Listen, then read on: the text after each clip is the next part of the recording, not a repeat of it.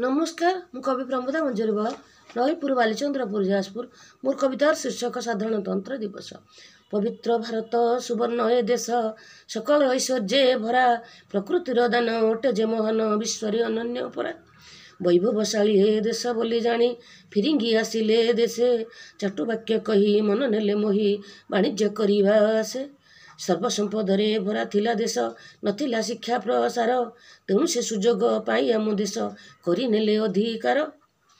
आमरी धन को आमको बिकिले धन बोही नेले देशे सुयोग्य संतान देशर स्वाधीन मान मर्यादार आसे।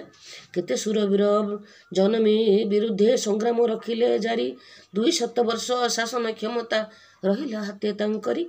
बापूजी सुभाष सरदार वल्लभ बिरसा मुंडा लक्ष्मण बिरसा मुंडा पुणी झांसी राणी संगे अनेक संग्रामी जीवन देले जे पुणी अनेक कष्ट देश छाड़ी गले अहिंसा आंदोलन रे 1947 जे अगस्ट मास 15 स्वाधीनता लाभ पर आम देश सुरक्षा आईन पाई शासन प्रणाली संविधान आम देश रे नथिला तही स्वतंत्र आईन खसड़ा प्रस्तुत पाई कि डॉक्टर श्री आम्बेडकर लेखिबा दायित्व संपूर्ण करिले वर्षे 11 मास दिन 18 1947 नवेम्बर 26 रे संपूर्ण हेले हे संशोधन पाई 1950 रे जानुआरी मास 26 तारीख थिला जे पवित्र दिन आम संविधान हिला प्रणयन सार्वभौम समाज रे गणतांत्रिक अधिकार देश पाइला संपूर्ण रूपे संविधान एक राष्ट्र धर्मर ग्रंथटी आम देश सामाजिक अर्थ नैतिक जे आउ राजनैतिक विचार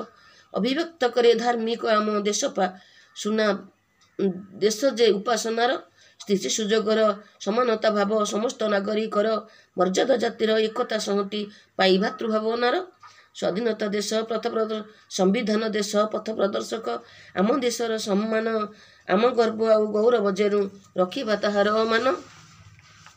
सही दिन स्मृति रखिचे साहिती सही दिन स्मृति रखिचे साहिती जानुआरी 26 रे पालन करुछे प्रतिटी वर्ष गर्व आउ गौरव रे सत्य गणपर्व जेते गणपर्व पालन भितरे यही पर्वटी स्वतंत्र यही दिन आम भारत पाई कि थिला गौरवर वर्ष त्रिरंगा पताका उड़ई आकाशे सर्वेतार तले थाई आम संविधान आम देश मान मर्यादा लंघिबा नहीं मर्यादा लंघिबा नहीं मर्यादा लंघिबा नहीं।